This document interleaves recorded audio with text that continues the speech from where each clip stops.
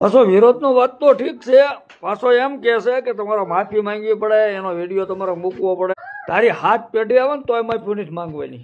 હું અને તું એટલો બધો હાસો હોય ને તો વિવાય શનિ રવિમાં કોરડાના પાદરમાં વિવાય એટલે શનિ રવિમાં તને ખબર પડે.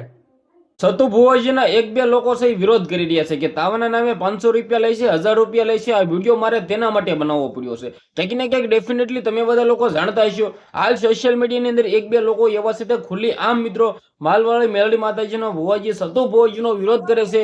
તેમની અંદર તે ભાઈનું એવું કેવું છે કે ક્યાંક ને ક્યાંક સૌ પ્રથમ તો સહલા વાઘરી એટલે કે વાઘરી શબ્દ ઉપયોગ કરે છે. તેથી ભાઈ તે ભાઈને પ્રોબ્લેમ છે અને તેના સમાજને પ્રોબ્લેમ છે. હવે તેમના સમાજને લોકોને તો કોઈ પણ પ્રકારનો પ્રોબ્લેમ હતો જ નહીં, પ્રોબ્લેમ તે ભાઈ નહીં હતો.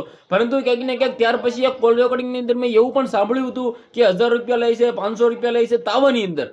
હવે ક્યાંક ને ક્યાંક મિત્રો વાત કીધો તેનાથી પણ તેને પ્રોબ્લેમ આવ્યો છે. હવે 2 દિવસ પહેલા તમે બધા લોકોએ વિડીયો જોયો છે, બે દેવી બંધક સમાજની દીકરીને 21 લાખ રૂપિયા જ્યારે તેના લગ્ન થાય ને ત્યારે દેવાના છે. આ કોણ દેશે? ભુવાજી. તમારામાં દેવડ હોય તો તમે આપો ને, ખબર પડે. જે આ મિત્રો વાત કીધો 500 રૂપિયા લે છે, 1000 રૂપિયા લે છે તાવાની અંદર, એ તમને દેખાય છે.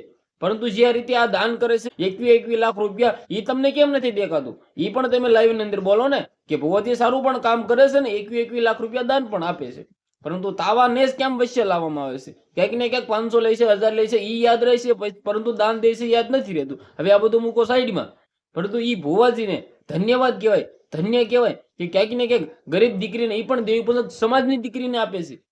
તો વિચાર તો કરો મિત્રો. વાત કીધો ક્યાંક ને ક્યાંક ઘણા બધા લોકો છે એ ખુલ્લેઆમ વિરોધ કરે છે. ભાઈ ભગવાન જેવો ભુવાજીનો વિરોધ કરવામાં આવે છે. ક્યાંક ને ક્યાંક તે લોકોને પણ શરમ આવવી જોઈએ કે મિત્રો આ ગુજરાતની અંદર શું ચાલી રહ્યું છે.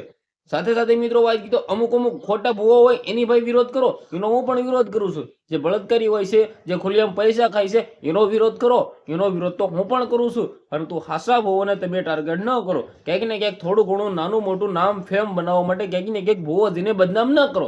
મારું કહેવાનો હેતુ આ જ છે. પરંતુ ક્યાંક ને ક્યાંક ઘણા બધા લોકોને ખુલ્લેઆમ વિરોધ કરવો છે.